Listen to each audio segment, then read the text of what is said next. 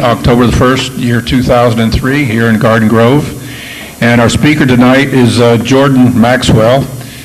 He's been here before. I think it was around a year ago. And he's tonight on the subjects that he knows so well, which is secret societies, hidden word meanings, and their influence on world events. Jordan Maxwell is responsible for bringing David Icke, I-E-C-K-E, I believe it's spelled, over here from England in about 1994. There's a lot of his materials over there on that particular, the middle table. And Jordan is very knowledgeable in these areas. He's been a researcher since 1959 in this field, in the occult and religious philosophy area. As you can see, he's got a number of slides here to show us tonight. And he's conducted dozens of intensive seminars all around the country. And he has his own radio talk show. And he's guested on more than 600 radio shows. He really knows his business. So let's have a warm Orange County welcome for Jordan Maxwell.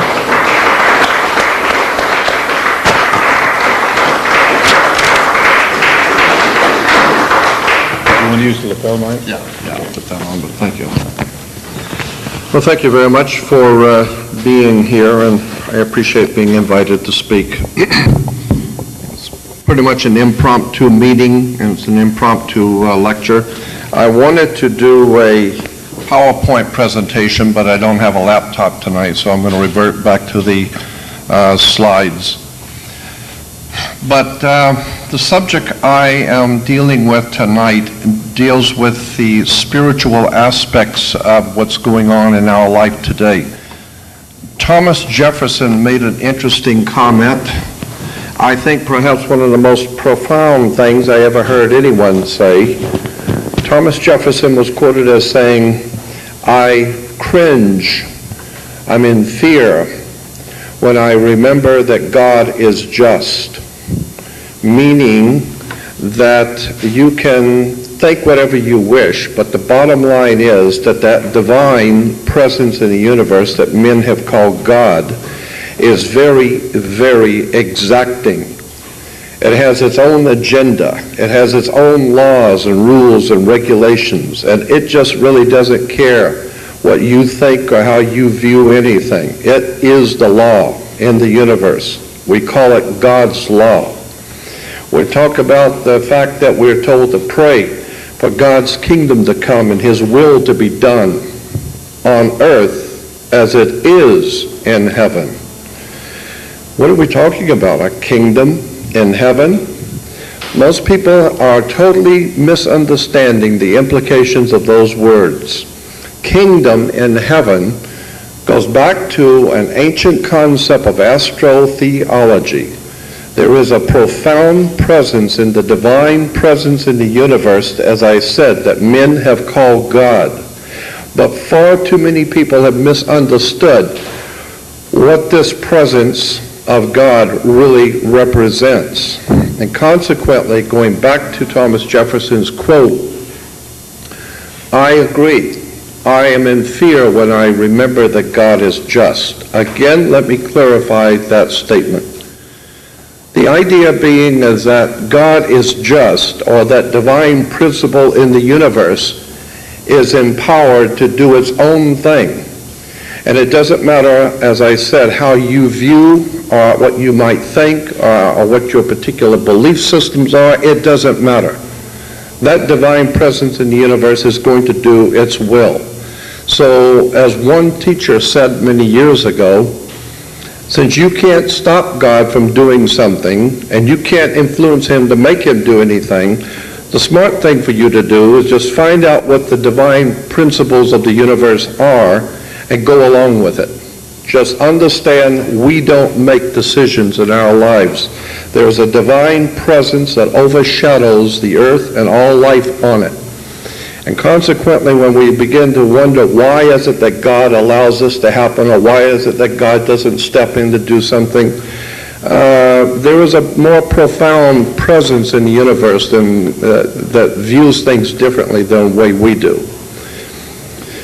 Unfortunately, our country and the world in general has totally misunderstood divine principles and divine symbols.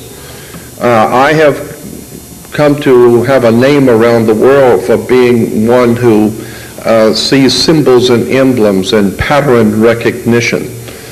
And I've done a lot of that.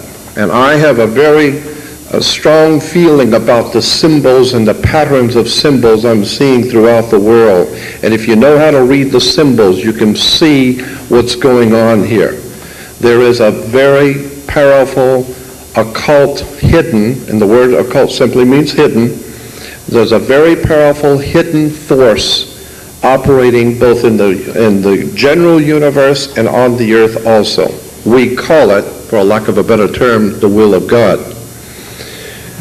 So much of our religious beliefs and systems that we have accepted are, in point of fact, concepts and ideas coming out of the mind of men, and has very little to do with the actual profound presence of the divine laws that govern the universe. And nations have come and gone, kings have come and gone, princes, rulers, bankers, and no one seems to have ever got the point that we're not here to serve ourselves. We're not here to aggrandize ourselves. We're here to learn something, because when we leave here, and we will be doing that rather soon, and when we leave here and we go to this other place, wherever it is that we leave to, we need to be able to know and understand the principles that we have learned about the divine creation. All of this I'm saying to preface the comment that there is a actual, real, and legitimate laws that govern the universe, and it has nothing to do with our spiritual or our religious convictions. It has its own agenda. Unfortunately, the Romans didn't realize, they didn't know. They thought they understood. The Greeks, the Babylonians, Sumerians, the Egyptians, the British. All of these great nations have gone under because they didn't know how to read the symbols. And consequently, we are in this country now floundering and falling apart and being subjugated as slaves because we don't know how the Spirit works. But believe me, there is a very powerful Spirit at work. Something is going to happen soon. And it has nothing to do with what we're doing. It's going to have to do with the divine presence. And consequently, I wanted to show you how symbols have been used and misused. We are today bombarded by religious institutions and television and radio and churches telling us that we should celebrate certain holidays, we should support particular political movements. My mother once used to say that there's never been a political movement in the world that wasn't a little religious. And there's never been a religious movement in the whole earth that wasn't a little political. Politics and religion are actually one and the same thing. Because if you follow the works of Zecharia Sitchin, we find that in the ancient world, the kings represented both the temporal power, the power of government, but they also represented God. And we still are faced with people who believe that their word is God's law. It is absolutely amazing to me to see how many supposedly intelligent, enlightened people are deceived and brought under the influence of people who would present themselves as authorities in the world. Consequently, mankind is not being led, they're being misled. We don't have national leaders, we got misleaders. My friend Dick Gregory, who I love, Dick Gregory always says, the national leaders, you're just getting the government that the people represent. We get the kind of government we deserve. The leaders of this country are big and what we are small. We cheat on a little something here and there. They cheat on nations and kings, but it doesn't matter. Cheating is cheating. Lies are lies. It doesn't matter. But the thing that bothers me more than anything is watching how religions have misrepresented the divine presence, have misrepresented and deceived people into supporting things which is nothing more than political and financial institutions.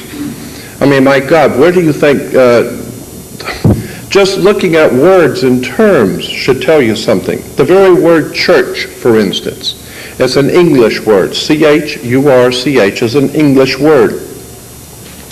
Church comes from a Scottish word, kirk, K-I-R-K. Remember the old hymn, The Kirk of the Valley? Kirk is Scottish for church in English, but Kirk goes back, incidentally, that's why you have Captain Kirk and the good ship Enterprise,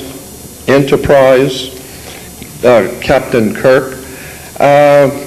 Go back to Captain Kirk, or Kirk being church in Scottish, is traced back to a goddess in Rome, Circe, and the Roman goddess Circe can be traced back to an even ancient or more ancient goddess, the goddess Circe in Greece. So the lineage is Circe in Greece, becomes Circe in Rome, becomes Kirk in Scotland, becomes church in English.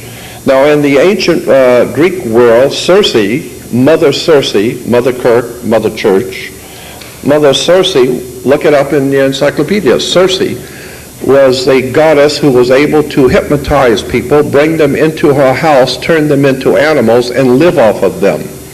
And this is precisely what the church has done. It has hypnotized people, taken their nationality away, taken their individual creativity and spirituality away, and brought them into a corporate enterprise, and consequently has turned them into animals. And consequently today the animals are killing each other all over the world because of church, religion, philosophies.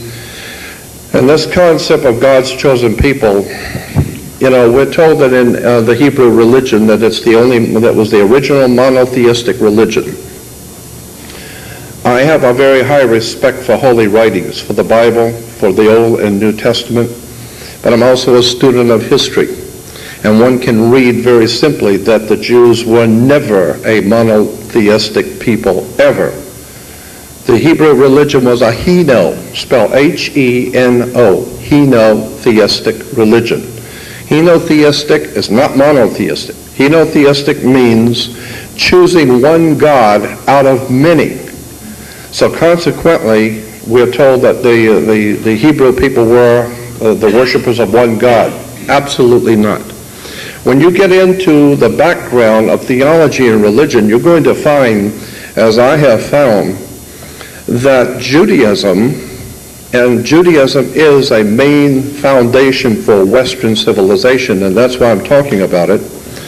Judaism is the most eclectic religion on the face of the earth, in my opinion. I don't think there's another religion or a philosophy on the earth that has collected more from other institutions and from other peoples and amalgamated it into one religion. It's fascinating when you begin to see where these ideas and concepts come from in the Bible and in the Old Testament Hebrew. For instance, the Hebrews at one time were worshipers of the moon god. This is why in the Vatican and in France, in the Louvre Museum, the carvings and the sculptures of Moses having the lunar horns. I don't know if you've ever seen that, but Moses in the Vatican has horns. Why? It's because the horns were always referred to as the lunar horns. It was always a symbol for the moon god. Why? Because the moon in its lower quarter is like a horns. And consequently, this is why American Indian chiefs all had horns as the chiefs, and the Vikings wore horns. These were lunar worshiping peoples, the American Indians, Vikings, and the Hebrews. The moon god in Arabia, his name, the old Arabian moon god, was called Sin, S-I-N. That was his name, Sin. And in the ancient Arabic language, a mountain is Ai. So you put the god of the mountain, the old moon god of the mountain, they still have the mountain of the moon in Africa today. But when you put the Sin Ai together, it becomes Sinai. Mount Sinai is, no, it's the Sin, the moon god, and his mountain is Ai in Arabic. So Mount Sinai, there's nothing holy about Mount Sinai. It's the worship of the moon god. And consequently, this is why the Jewish holidays are after sundown, because that's when the moon comes out. As opposed to, of course, on Sunday, when Christians are worshiping, and Sunday, on the day of the sun. So consequently, all holidays are after sundown because of Moses was the leader of the moon cult. Mount Sinai, Sin Ai.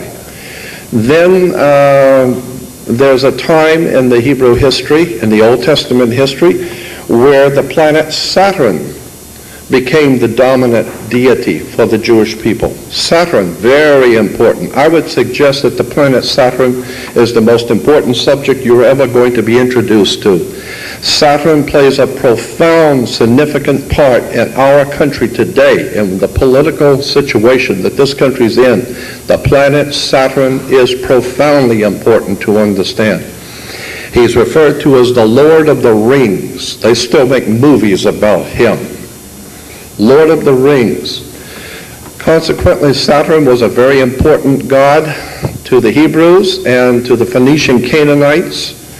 And the Phoenician Canaanites actually gave birth to a group of people in northern Europe called the Celtic Druids.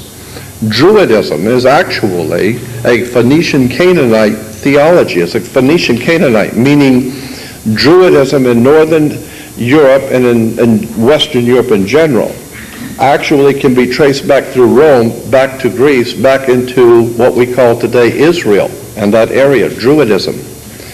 And as I've said before, one of the most important symbols of the Druidic Phoenician Canaanite religion is a magic wand. You know, like Merlin the magician with his magic wand. Magic wands were always made out of the wood of the holly tree. It was made out of Hollywood. And this is exactly why we're still being worked the magic on us out of Hollywood. It is a Druidic, Phoenician Canaanite symbol of actual legitimate magic that's being worked on this country. Consequently, let's get back to the planet Saturn for a moment. Saturn is an extremely important planet symbolically in world religions today. The wars that are going on in the Middle East definitely connected to the planet Saturn. And most people have no idea in the world what's going on, but the people who run this world, they're very well aware of the symbols and what these things mean. Saturn was referred to as I said, the Lord of the Rings. Women were told in ancient Israel to listen to their god, so they wore an ear ring. Men were to get married before their god, so they wore a wedding ring. Consequently, the kings were to get to be crowned before their god Saturn, so they wore the round corona, the ring, Lord of the Rings. Consequently, black was the color associated with the planet Saturn. We have different planets and different colors associated with the different planets coming from the ancient world, but black was the color associated with the planet Saturn. So therefore all the priests would wear black robes, just as Catholic priests wear black robes, judges wear black robes, rabbis wear black robes. Young people graduating from university and college, they come out wearing a black robe. Black robes, somebody better go back and do your homework. You know what a black robe represents and why judges wear black robes? And consequently, when you graduate from university, it's a Saturnalian event. Saturn is the great teacher, the inhibitor. Incidentally, Saturn was referred to as the inhibitor, one who holds you back and teaches you a lesson. So he holds you back and inhibits you and inhibits your movement. He arrests your movement. So consequently, the Hebrews said, since he's always inhibiting you, and since we go to Tepal on Saturn's day, why don't we just do nothing on Saturday? And that's why today there's something called a Sabbath, in which you do nothing from Friday sundown to Saturday sundown. It's called Sabbath. But Sabbath is actually based on a Phoenician word, Shabbat. And Shabbat is based on an old ancient Sumerian word for Saturn. Saturn was called Shabbat, and the worship of Saturn was called the Sabbath. So consequently, when you hear that there's a very important occasion, the Sabbath, it's very important if you're worshiping the planet Saturn. Wake up. It's very important if you're worshiping the moon to have your holidays after sundown. Saturn was referred to as El in the old Phoenician language, El. El was the planet Saturn. Today, if you are promoting the worship of Saturn, you're referred to as an elder. How did you get to be an elder? You got elected. How did you get elected, and what comes from being elected? Well, you become now one of the elites. You are one of the elites because you're now elevated in society. Look up these words and these terms. Consequently, you have priests and ministers roaming around with their black robes and talking about how we should support Israel. The ancient Phoenician Canaanite peoples called the Hyksos were in Egypt. The Hyksos people were in Egypt. Today we refer to them as the Hebrew people. And at the time of the Hyksos were in Egypt, Isis, I-S-I-S, was a goddess in Egypt. Isis. And consequently, one of the pharaohs came along. I think it was Tutankhamun's father, King Pharaoh Akhenaten, and he changed the whole worship of Isis, female divine wisdom, to the new god, the sun. And he called the sun Amun-Ra, from which we get the word sun ray, Amun-Ra, Amun-Ra. So now you have Amun-Ra or Amun-Ra. Incidentally, this is why Christians say amen in church, because the sun was called Amun-Ra, Amun-Ra. And the Egyptians said nobody can talk to God. No one ever has seen God. But you can talk to his son, who will take the message to him. And so therefore, at the end of their prayers in Egypt, they would say Amen, because it was Amun-Ra, the God's son, the light of the world, who takes the message to his father. So consequently, we had Isis. And then we have the complete destruction of the worship of Isis, and brought in a new religion, as I said, Amun-Ra. And then when the Hyksos moved north into Palestine, they encountered the planet Saturn.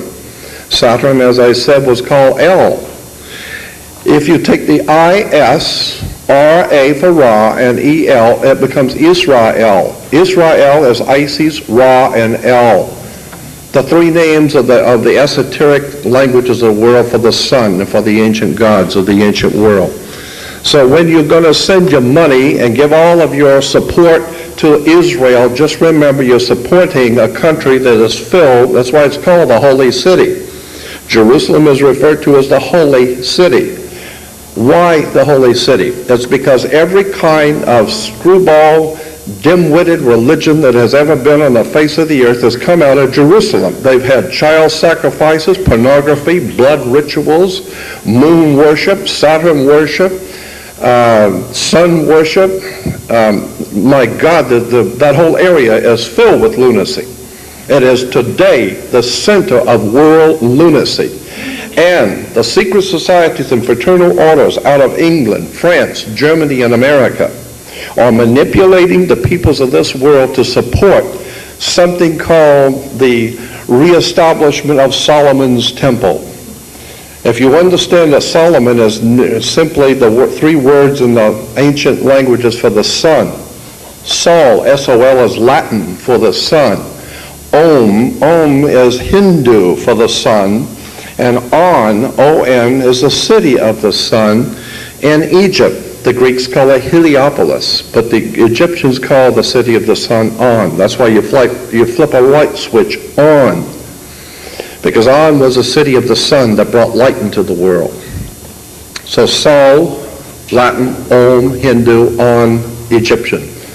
Put it together, it becomes Solomon, or Solomon. There was no King Solomon. There was no King David. I even asked a Rabbi Marvin Entelman many years ago. He's probably gone now. But many years ago, he was the president of the American Rabbinical Association. And I asked him, I said, Rabbi Entelman, tell me the truth. did these people who actually in the Old Testament, did they really live? King Solomon, King David, Abraham, Isaac, Jacob, etc. And he said to me, look, it's a religion. The Catholics have got Father, Son, Holy Ghost. The Hindus have Brahma, Vishnu, Shiva. The Egyptians have Osiris, Isis, Horus. No, we're Jews. We got to have something too. I mean, it's just a religion, but we got to have something. So it's a triune God. It's always Brahma, Vishnu, Shiva. Osiris, Isis, Horus. Father, Son, Holy Spirit. It's always a triune God. So they came up with an idea of Abraham, Isaac, Jacob. There was no Abraham, Isaac, or Jacob. It's just a play on terms and symbols and words. And when you talk to the rabbis and confront them, they'll say, yeah, that's true. It's just a religious teaching. I mean, but, was there Osiris, Isis, Horus? No, it's symbolism. Well, so is the rest of the religions of the world. Always just symbolism. You would be surprised at how much the planet Saturn plays in world politics. Again, when kids graduate from university, incidentally, the word graduate comes from two words, gradually indoctrinate. So consequently, when you graduate, you come out with a square martyr board. The square martyr board, what is a martyr board? It's a board, it's a metal square with a handle so that you put cement on it when you're building with bricks. And it's called a martyr board. You're wearing the martyr board when you graduate from university. The martyr board is a symbol of masonry. This is why you go to college to get a degree. Consequently, you need to understand that all universities and colleges in the Western world operate under the Vatican. All universities and colleges. So if you want to save your money to send your kids to college, just remember you're sending them to a Jesuit, Catholic-dominated ancient Roman Empire system whereby your children are to gradually be indoctrinated into a system of religion, politics, and theology. So what you need to understand is that there is a whole symbolic world in which we live. And if you don't understand the symbols and the words and terms, you're never going to figure out how this stuff works. But none of this has anything to do with God or with the divine. Incidentally, God is merely the word dog spelled backwards. This is why churches have dogma. You need to remember that dogma or God spelled backwards is dog. Why? It goes back to Anubis in Egypt. Anubis was the dog, the god. Many of you remember seeing the dog in Egypt. That's Anubis. Sirius. The Hebrews were very big on the worship of Cyrus, or Osiris, which is where we get the word Osiris, from the star system of Sirius. This is where we get our word sir. Yes, sir. No, sir. From Sirius. Osiris. All of this I'm saying to bring you to a point where you can understand that religion and theology, for the most part in this world, are based on political and ancient secret societies and fraternal orders. And they are manipulating the entire human race today and laughing behind everyone's back.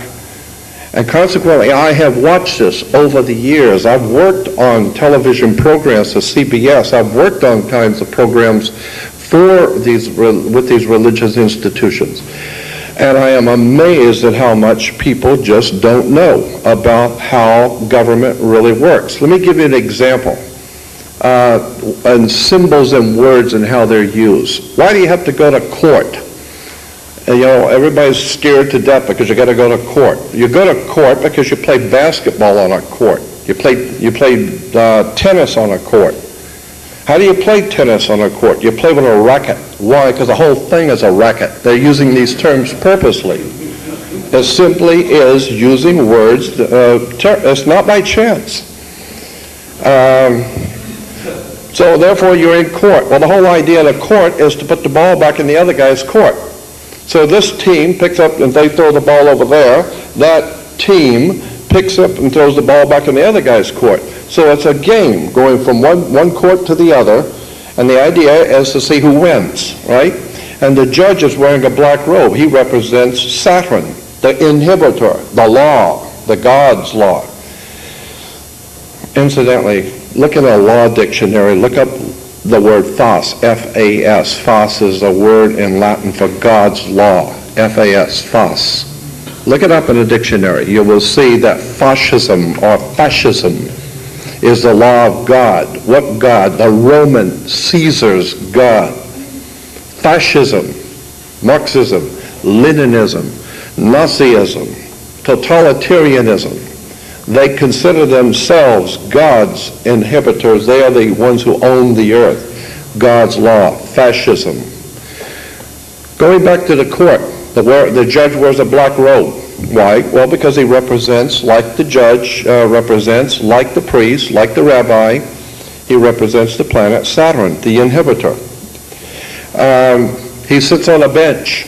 He rules from the bench. The word bench in Latin means bank.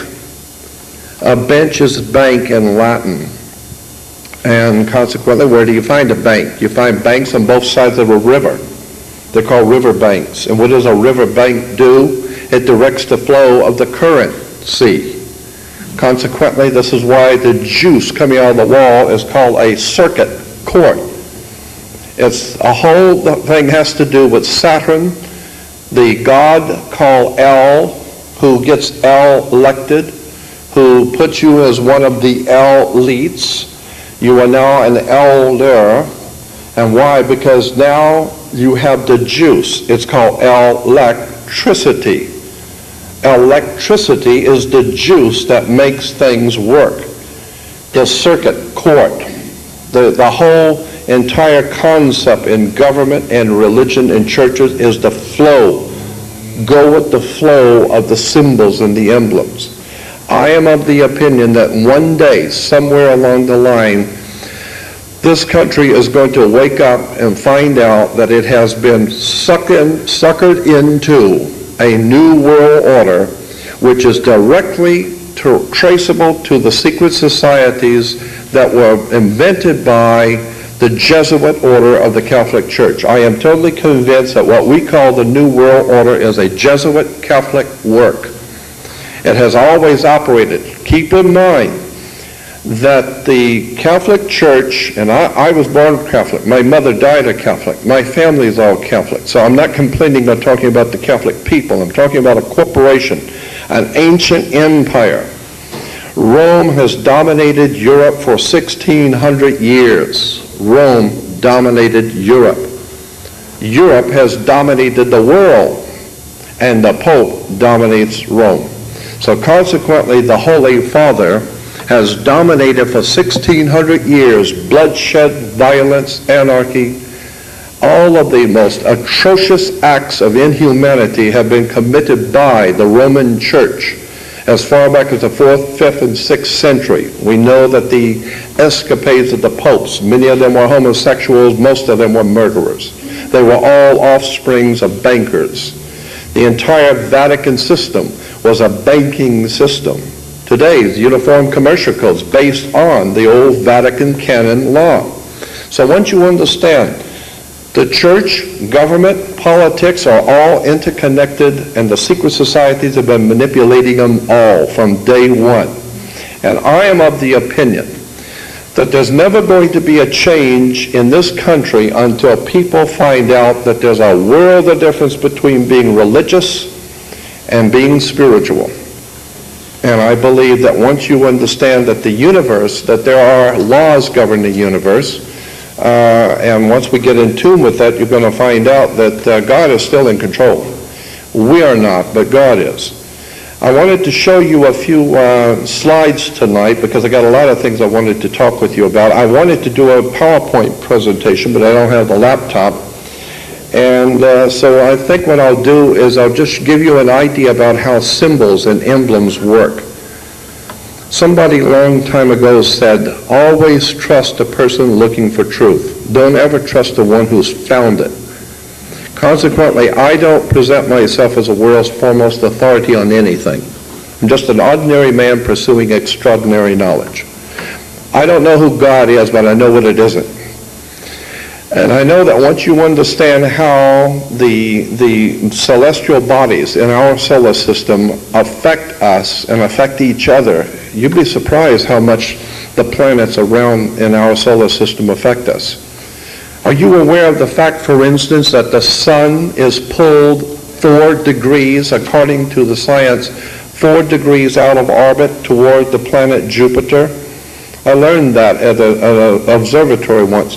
The sun is pulled by the planet Jupiter 4 degrees out of orbit. So wherever Jupiter happens to be, the sun moves toward it 4 degrees. And if Jupiter's over here, the sun will move toward it 4 degrees.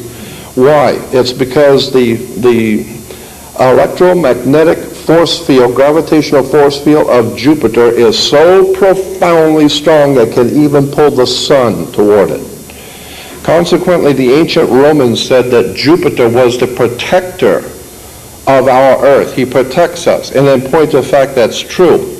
Because we're being told all the time by so-called scientists that, we're waiting for a comet to hit the earth and a great meteor or something hitting the earth. When anyone who's got 500 brain cells and has done any research on the subject knows that the gravitational force field of Jupiter is so strong that anything coming into our solar system is going to be sucked right into Jupiter.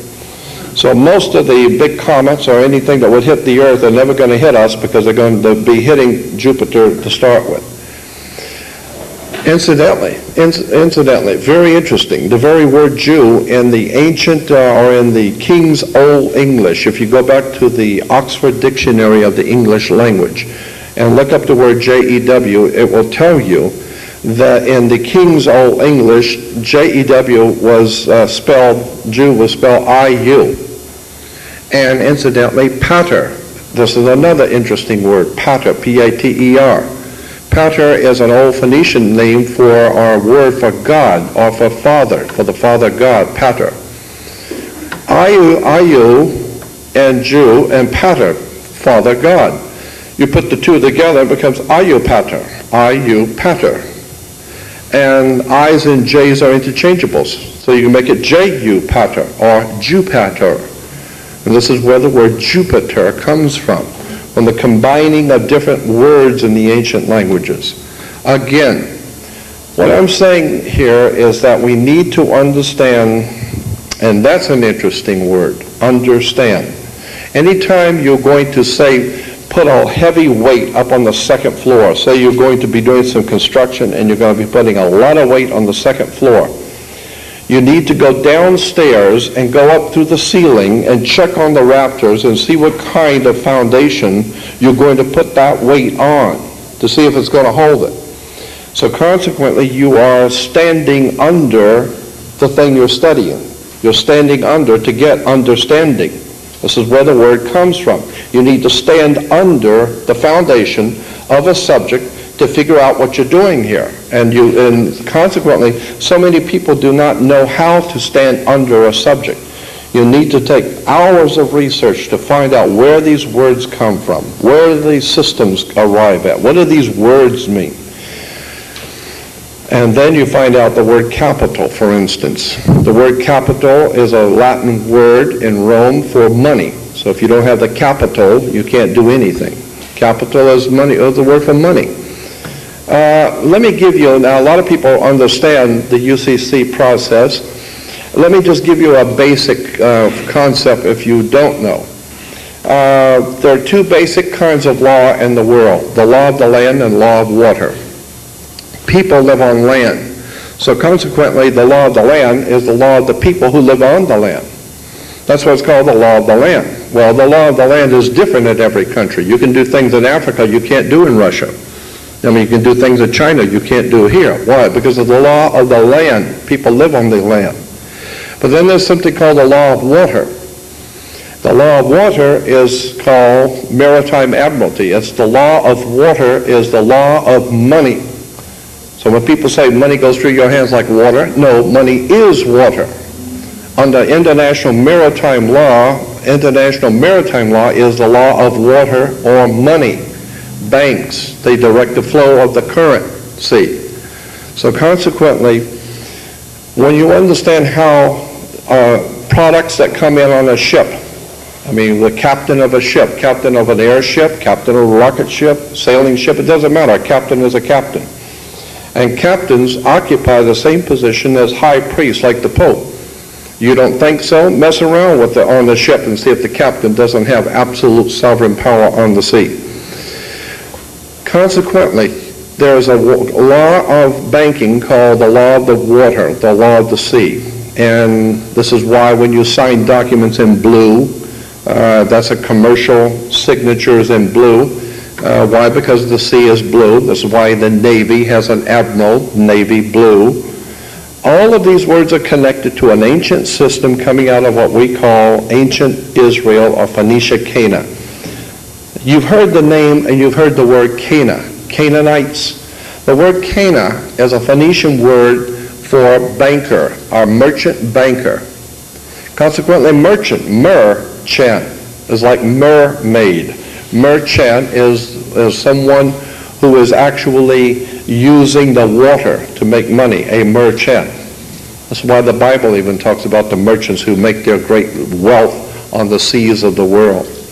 Again, Uniform Commercial Code, Maritime Admiralty Law, directly connected to the Vatican Canon Law, directly connected to the old Phoenician Canaanite Maritime Admiralty Law. All of this stuff is being administered by secret societies and fraternal orders around the world, manipulating the whole human race. And virtually nobody has figured out how this stuff works. But let me tell you, it does work. Once you understand how the words and what the words mean and how, when you go into a court, if you're smart, you don't even have to go into a court. I am not the world's foremost authority on this subject, but I have been watching for the past 6 to 7 months something going on that I am personally involved in. And I have been watching what's happening with this situation. And I have discovered, it has been told to me and explained to me, that when government comes after you, state, county, city, especially federal and big government, when they come after you for whatever reason, there are 4 things that you can do. 2 of them are very bad and 2 of them are good. The 4 things you can do, the first 2 are bad. The first thing you don't want to do is hire an attorney and fight the case. If you hire an attorney and fight the case, what you have done is you are dishonoring their charge. And that's why, like you said, when you plug something into the wall, you're going to get a charge. And so they're going to bring you into court to charge you. But if you hire an attorney, you have lost already. The moment you hire an attorney, you've lost, because it implies you're going to fight the charges.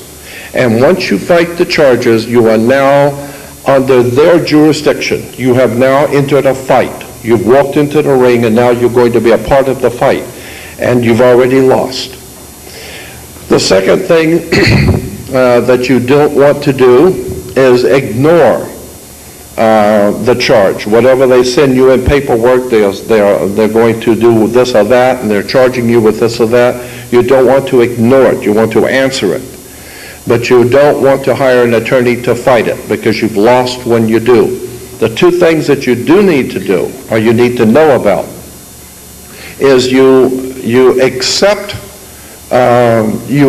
what they're saying that they're charging you with. You accept it, and it's called a conditional acceptance. And I'm not the authority on this. I've just found this out within the last couple of months. And I don't have all of the details on it, but it is very important that you need to understand. And I've got the experts who have been looking at this and who have been working with this, and it's working. When you accept whatever the government says you've done on the condition, you can turn around and use that acceptance, and with your what is called a exemption under the Uniform Commercial Code. And consequently, you can accept whatever they are charging you with and pay it off with your UCC exemption. I don't know how all of this works, but I've been watching it happening, and I understand that it is working. And so I've got some videos from the people who have given lectures on this subject of how government and courts really work. So I'm going to make that available pretty soon so that you can study it for yourself. I just think it's a very interesting the way courts and governments actually work. Without taking too much more of your time, I'm going to do a few slides because I want to get back to the point of how symbols work, what these terms and symbols mean, and show you how we are being misled and deceived by accepting certain political and religious concepts. Because as far as I'm concerned, it's absolutely outrageous that the human family should bow down its knees to man-made religions and man-made governments when in point of fact, God has not asked you to bow down to anything or be under anything or be under any government. I don't consider myself subject to any man, any government at all, period. I believe that the God that created us, the ones who have created us, have given us the earth to live on, and we are not to be under or cowardly be under any domination by anyone. Yet I abhor the idea of somebody telling me that the authorities, the very word authority is abhorrent to me. Where do you come off of being an authority? My God is my authority. I don't need your authority. The word authority comes from the word author. You haven't authored anything. Your scribbling comes from your scribes who scribble scripture and who scribble scripts. This is why in Hollywood you have script writers. Script writers are writing scripts. They're called scribblers who scribble scripts. Think about Hollywood. Think about how this stuff works. You've got people with big money who intend to manipulate and exploit you. They hire people to act like humans. They're not real humans, they just look like humans, and they are scripted. They are told exactly what to say and how to say it, just like a president has his speech writers. So they give you a speech, they give you something to say, and then they're going to put you on film and have a director to make sure you say it just the right way. So they have a director, they have the lights, and they have you say what they want you to say the way they want you to say it, so that it looks like you're actually human and it looks like you actually care. And it's a very emotional scene. Of course, after the lights go off and they say cut, he's back to his boyfriend and smoking his dope and whatever else they're doing, and they couldn't care less about the human family. As far as they're concerned, we are all cattle, chattel property, nothing but to be entertained. So consequently, once you see how Hollywood puts together motion pictures, television, and it is a world of illusion, lies, deception, most of the people in Hollywood know that. There was a man named Stanley Kubrick who produced and directed his last movie called Eyes Wide Shut. The movie Eyes Wide Shut, I think, from what indications I've received out of Hollywood, he died because of that film. I think he was assassinated because of that film, and I think he knew that his days were cut short. You need to get the movie, rent it and watch it, Eyes Wide Shut by Stanley Kubrick.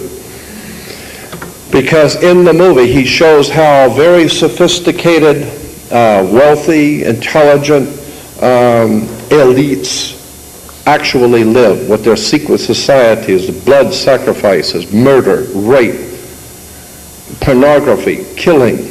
But on the surface, they are very important-looking people. They have nice suits and they look good on television. And behind the scenes, they're murderous.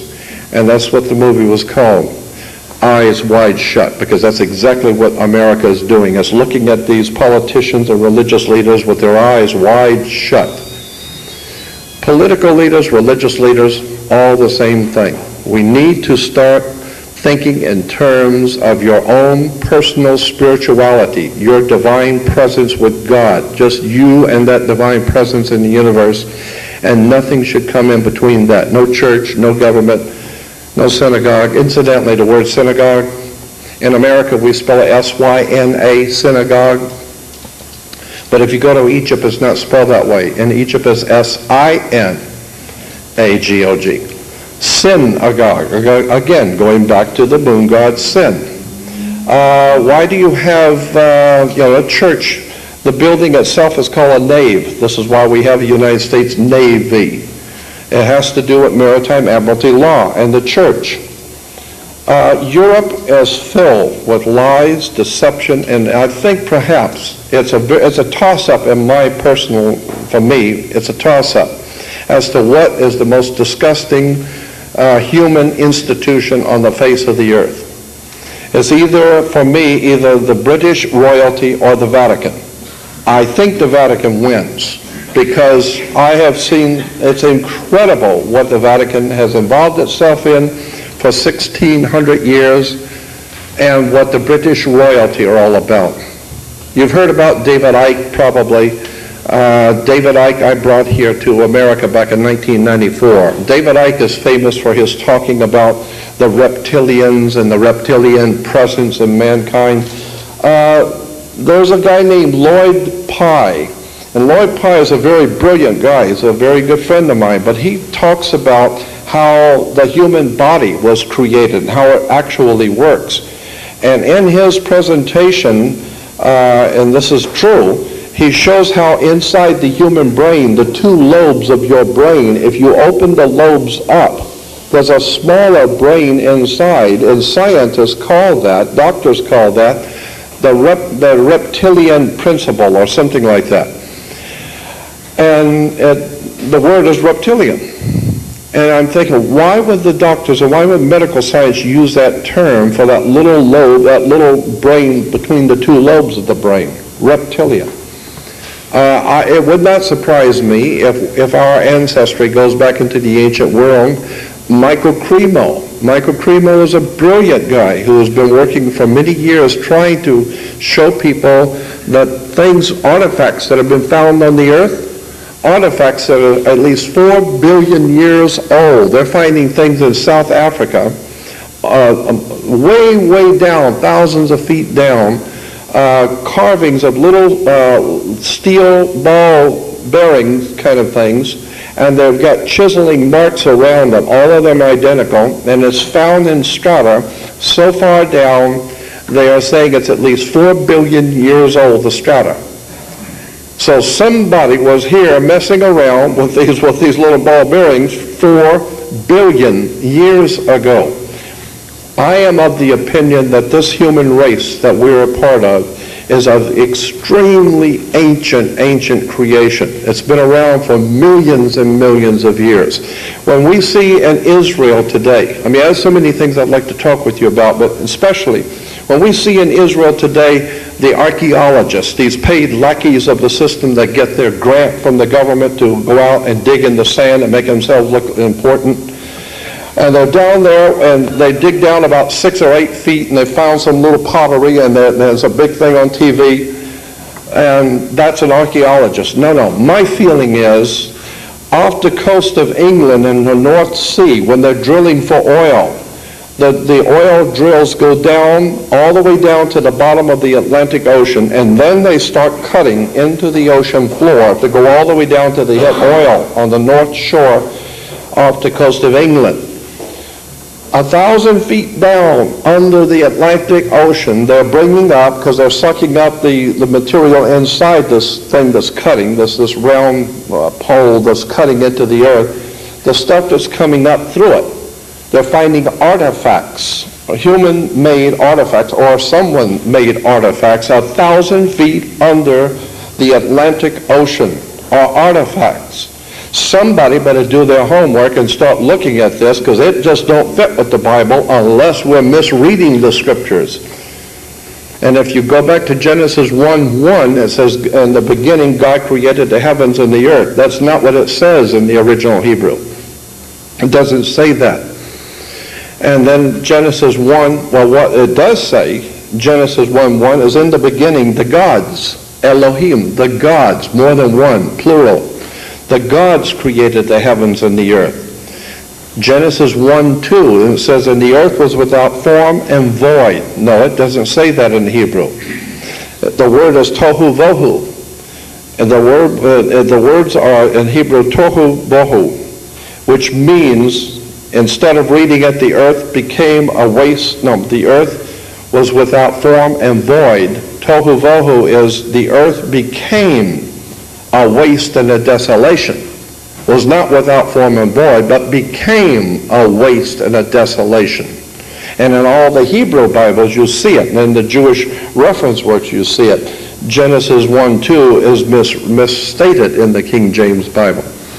So I'm saying between Genesis 1:1, when the gods, in the plural, created the heavens and the earth, and Genesis 1:2 could be hundreds of millions of years.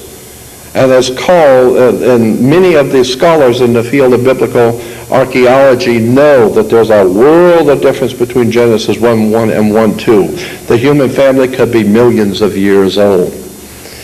I am totally convinced for my own self, that we are the product of a higher intelligence in the universe. I don't think that for 1 minute that we just evolved here. The evolution makes no common sense to anyone who thinks very deeply on it. I mean, what was one eye doing while the other eye was evolving? How come everything is balanced? I mean, fish have two eyes, just like all other animals have two eyes. The whole entire earth reeks of design. Somebody has been designing something for a long time.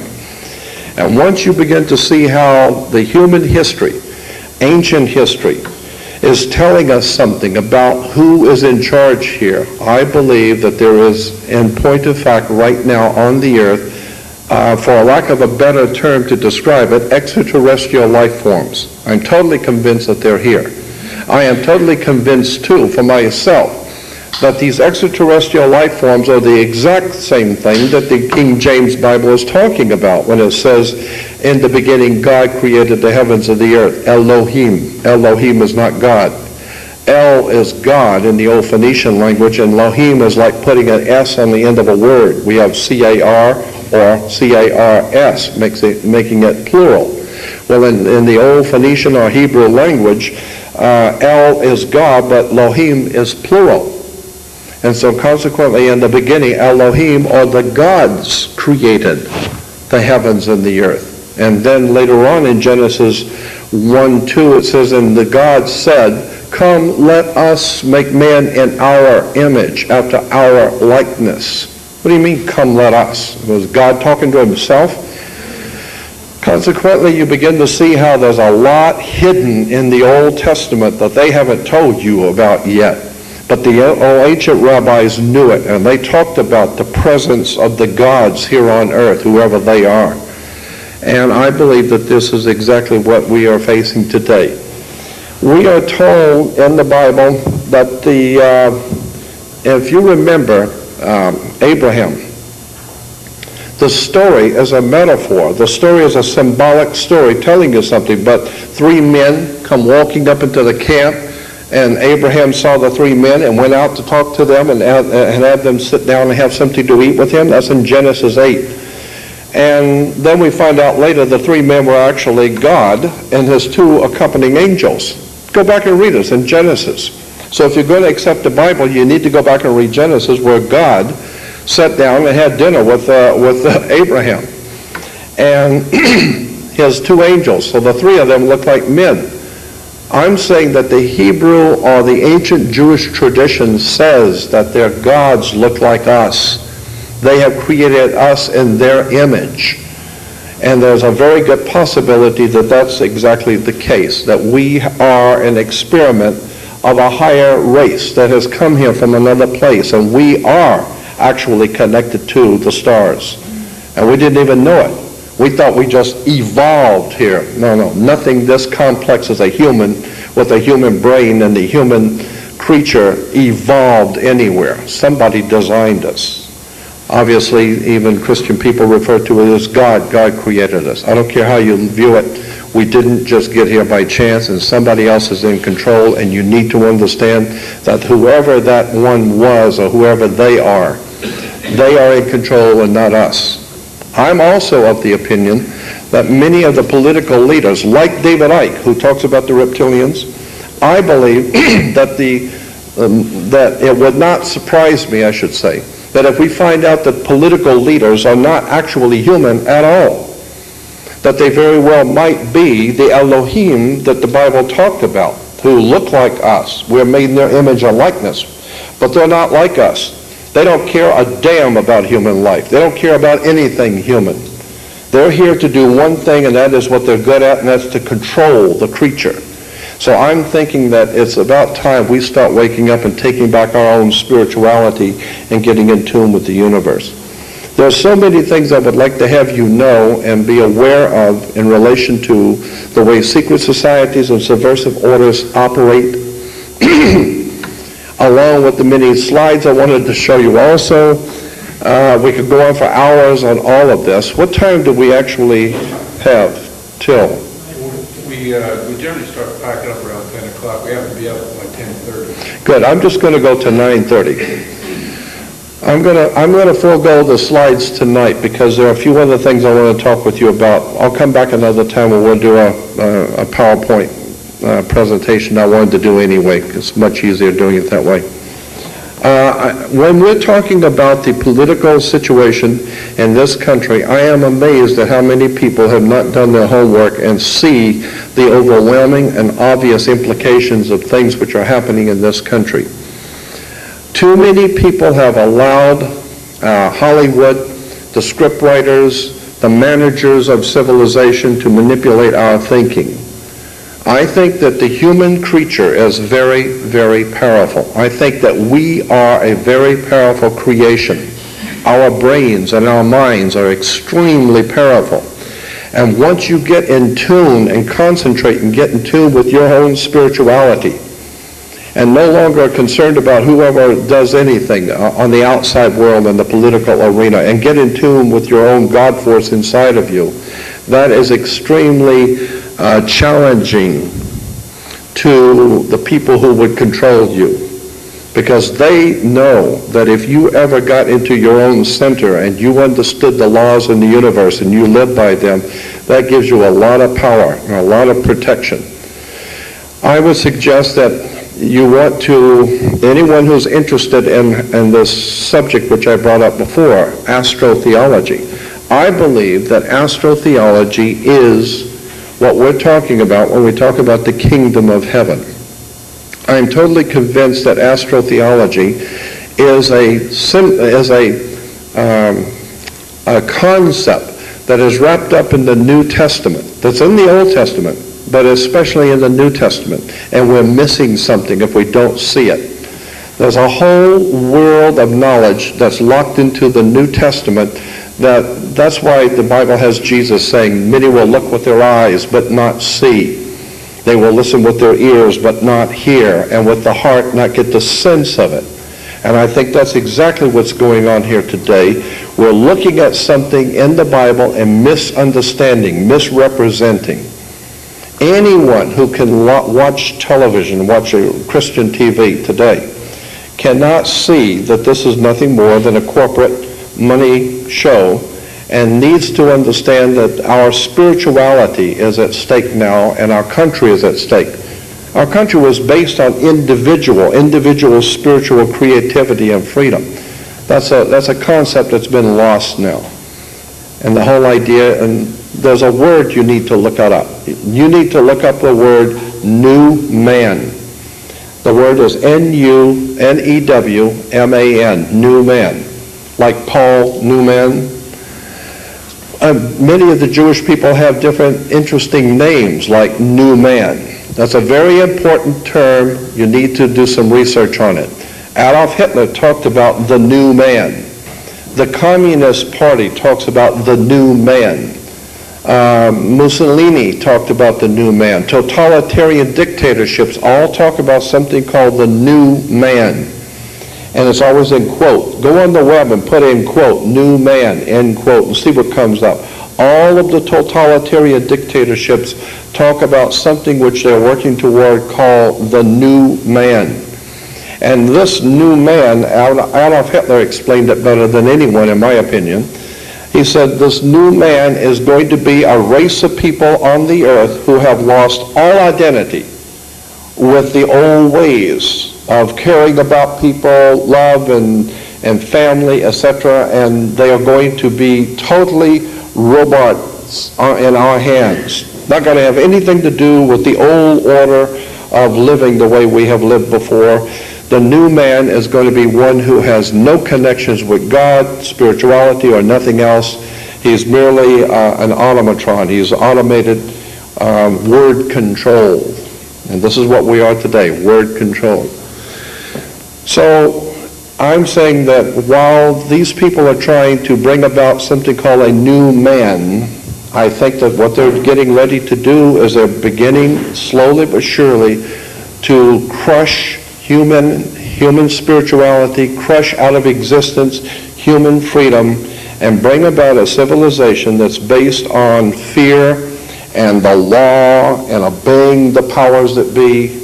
And somewhere along the line, I think that their spirit, the one we call God, the Spirit, is going to do something on this earth, and it's going to be horrendous.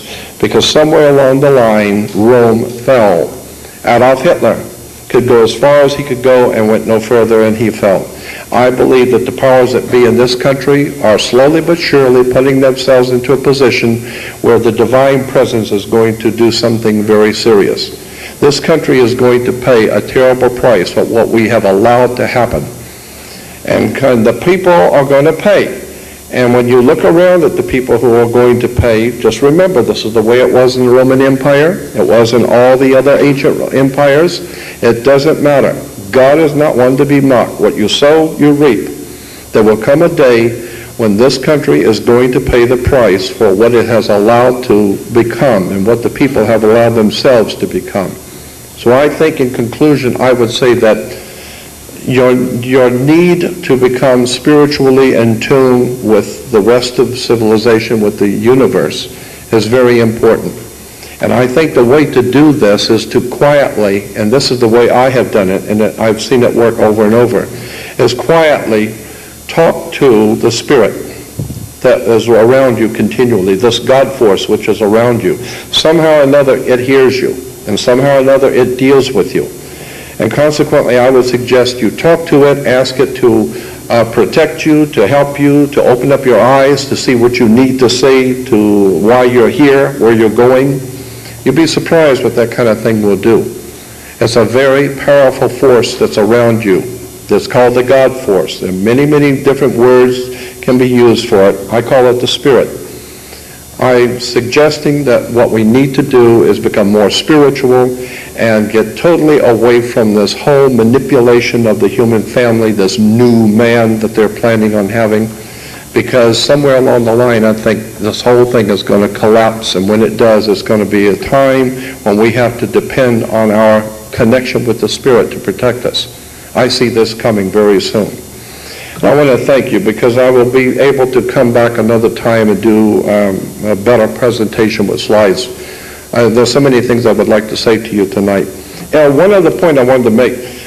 I have some videos. I have a video of a television show, and maybe you didn't know about this. This is a TV show.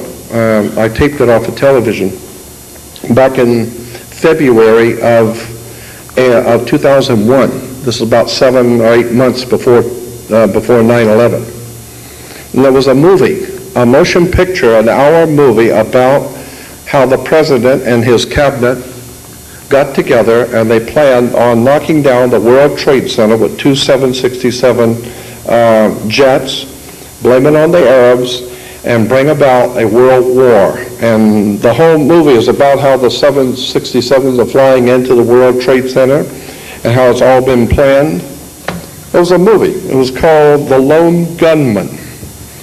I cannot believe it. 8 months, 7 months before it actually happened, there was a motion picture on television called The Lone Gunman, in which the president with all of his cabinet are planning on flying two 767s into the World Trade Center. Incredible stuff. Again, that's Hollywood. They're telling you something. They're manipulating you with stories. This whole thing with Twin Towers. The Twin Towers, very important. What is this last movie? What was the movie? It's called The Twin Towers. There's a new movie out called Twin Towers. Yeah, Lord of the Rings. The newest movie, Lord of the Rings, is subtitled The Twin Towers. Hollywood.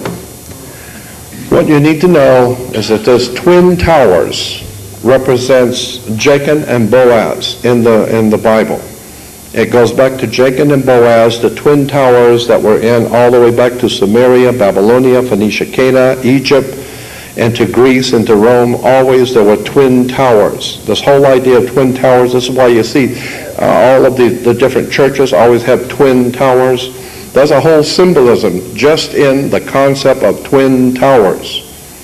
So you need to understand we're being manipulated and exploited, and I, for one, have had enough. And I want to thank you for hearing me.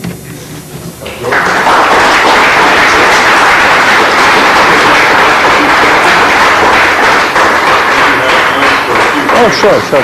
I got time for a few questions if you want to. That doesn't mean I know the answer, but I'll entertain the question anyway. If you have any questions. You talk about secret societies. How does the Order of the Skull and Bones connect with the Crown Templar? Could you give us a little background, maybe? Yeah, as a matter of fact, the Gestapo in Nazi Germany, their symbol was a skull and bones.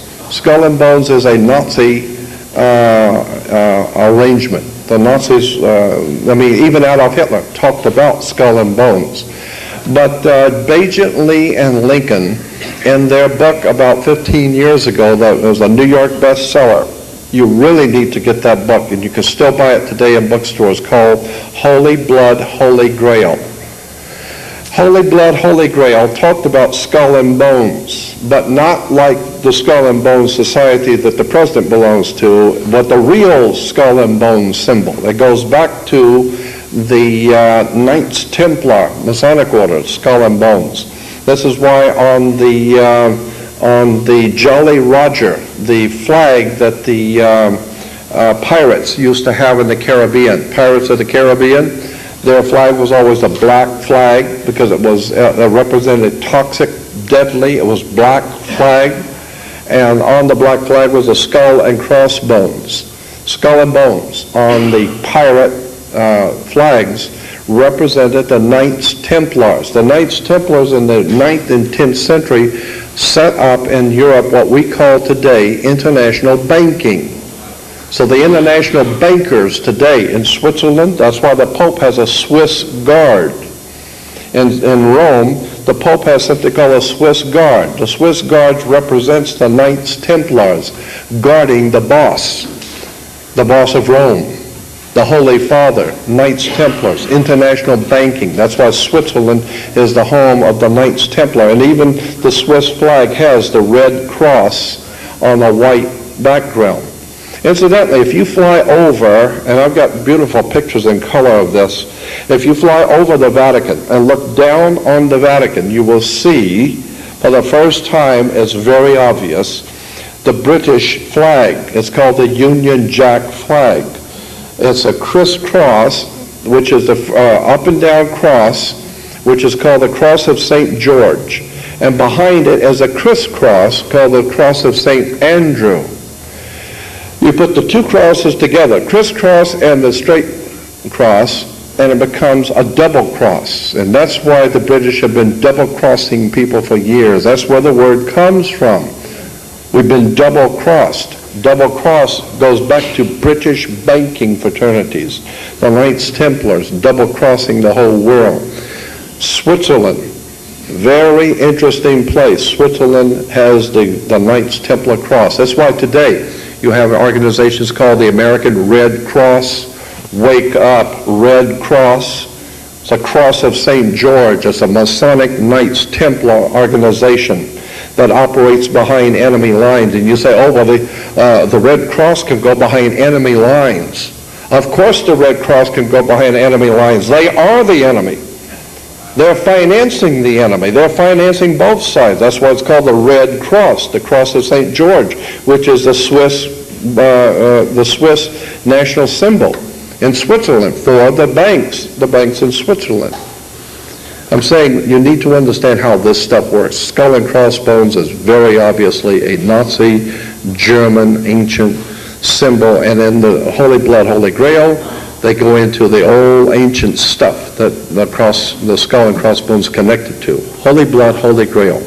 Yes. You mentioned the constellation Sirius.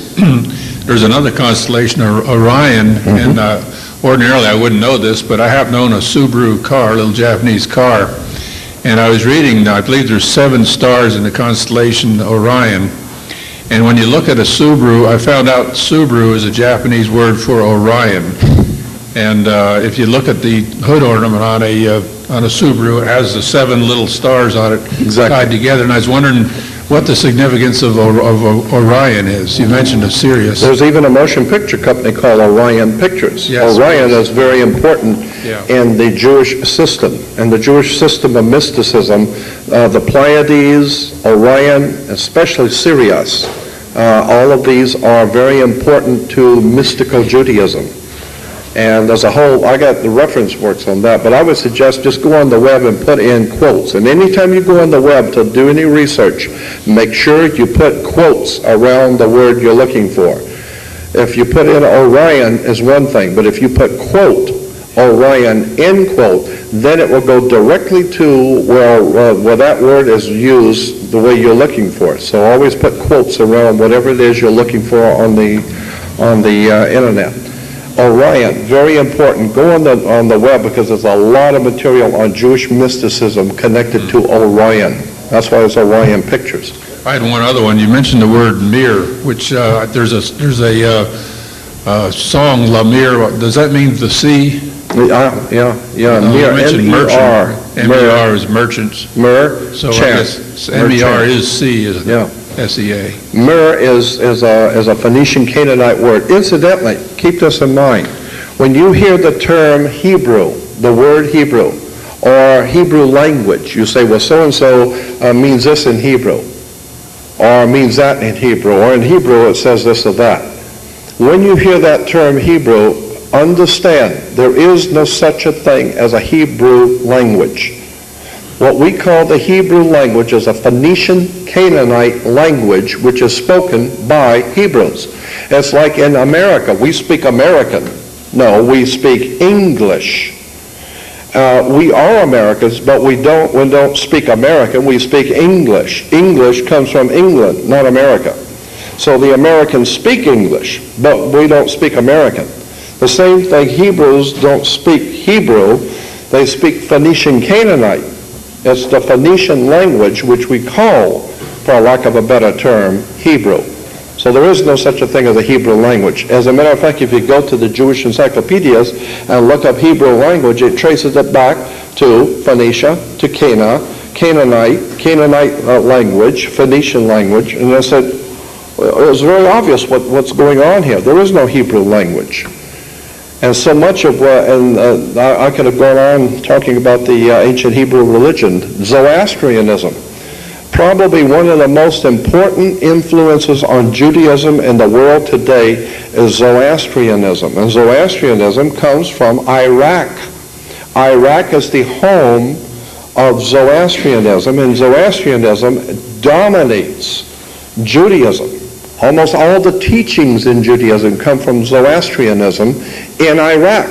I think it's awful interesting that today Iraq is now being plundered under. I wonder why. All of the teachings in Judaism can be traced back to Iraq. That's very interesting in my opinion. Yes? Within the New World Order movement, there's something called the New Age movement also. Yeah.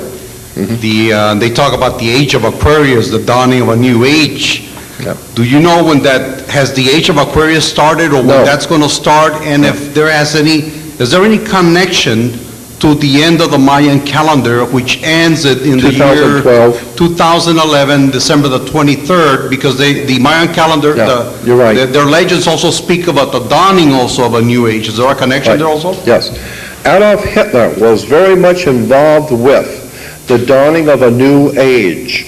This is a very profound subject that I've been dealing with for some 35 years. I have boxes of materials on this subject of the new age.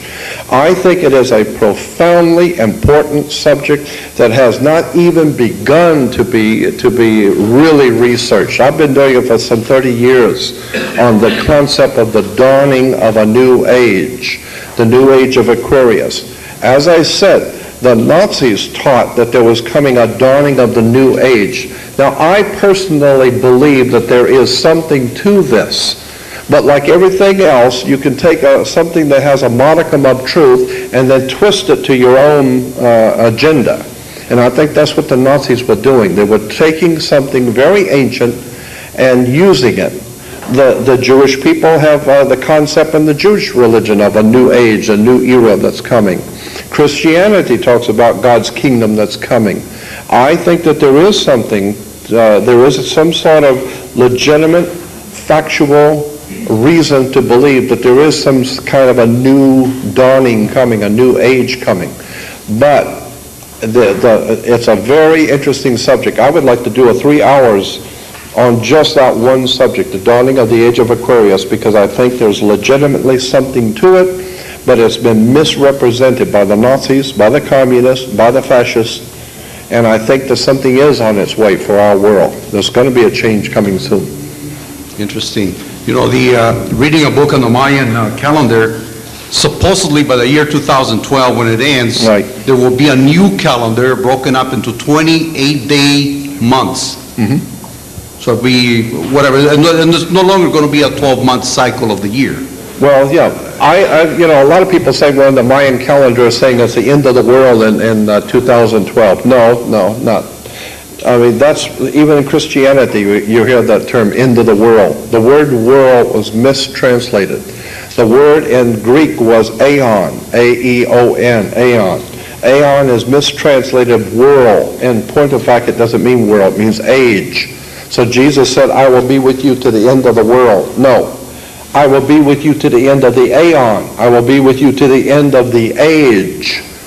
The concept of what we call the new age is in the New Testament. The New Testament is a new age document talking about a coming new age, a new kingdom. And I think that this Mayan calendar subject is very closely connected to all the ancient world talking about some kind of a new dawn coming. I think that there's something to it. Right. You know, when I went to the Vatican 2 years ago, I saw an obelisk right in the middle of the Vatican. And I kind of understood the significance, and I asked the guide what an obelisk was doing there, which is supposedly the symbol of Osiris, is it? Oh, yeah. Oh, right. Yes. You're talking about in the Vatican Square, there's an obelisk, like the Washington Monument. The Washington Monument is an Egyptian obelisk. An Egyptian obelisk represents the male phallic in erection, and it connects to the female ovaries, the Oval Office. Okay? So consequently, when you see the symbols in Washington, D.C., they're sexual. The male phallic over the waters of life connecting to the female ovaries or the Oval Office. You need to understand, as I said so many times before, we are continually inundated with symbols and emblems that most people have no idea in the world what they mean. Yes? Well, what's your opinion on Zion? Zion is a political movement out of France and Switzerland. If you go back to the protocols of the elders of Zion, the protocols were not Jewish at all, had nothing to do with Judaism at all. And the Jewish authorities today, when you bring up the subject of the protocols of elders, they will say, that's a forgery, that's a forgery. Wait a minute, what is a forgery? A forgery is a false document made to look like something which was real. So consequently, it's a play on words. When they say that the protocols of the elders of Zion is a forgery, I say, all right, if it's a forgery, let's look at the original then, of which this is a forgery, right? They didn't say it was not true at all. They said it's a forgery. Why?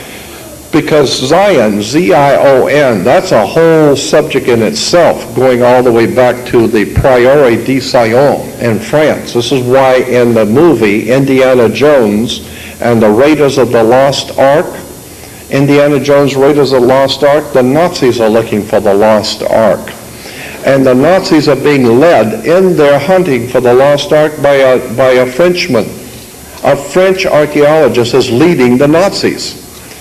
There's a connection here. Why are the French leading the Nazis looking for the Jewish lost ark? There's a whole bunch of interesting stuff tied up with Steven Spielberg's movies. This Frenchman represents the French occultist, the Prairie de Sion, the Holy House of Zion, Z-I-O-N, but it's not Zion, it's S-I-O-N, the Holy House of Sion.